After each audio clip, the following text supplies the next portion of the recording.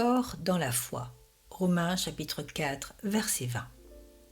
Chrétien, prends bien soin de ta foi, car souviens-toi que la foi est l'unique chemin par lequel tu peux obtenir les bénédictions.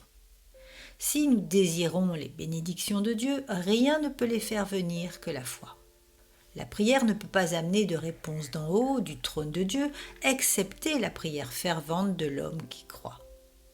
La foi est le messager angélique entre l'âme et le Seigneur Jésus dans la gloire.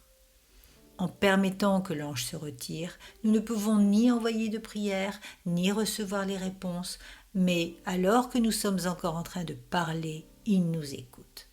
Mais si le fil télégraphique de la foi est coupé, comment pouvons-nous recevoir la promesse ? Suis-je dans le trouble ? Je peux obtenir du secours pour en sortir par la foi. Suis-je battu par l'ennemi ?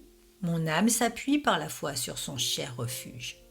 Mais en ôtant la foi, c'est en vain alors que j'appelle Dieu.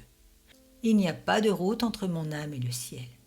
Passant par le plus sombre et profond temps de l'hiver, la foi est une route sur laquelle les chevaux de la prière peuvent passer. Mais bloquer la route, et comment allons-nous communiquer avec le grand roi ? La foi me lie à la divinité. La foi me revêt de la puissance de Dieu. La foi engage de mon côté l'omnipotence de l'Éternel. La foi m'assure chaque attribut de Dieu dans ma défense. Elle m'aide pour défier les esprits diaboliques de l'enfer.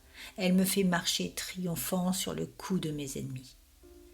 Mais sans la foi, comment puis-je recevoir quelque chose du Seigneur ? Qu'il ne soit pas insensé celui qui est comme la vague de la mer, s'attendant à recevoir quelque chose de Dieu. Oh alors, chrétien, veille bien sur ta foi, car avec elle tu peux tout gagner, même si tu es pauvre, mais sans elle tu ne peux rien obtenir. Si tu peux croire, toutes choses sont possibles à celui qui croit.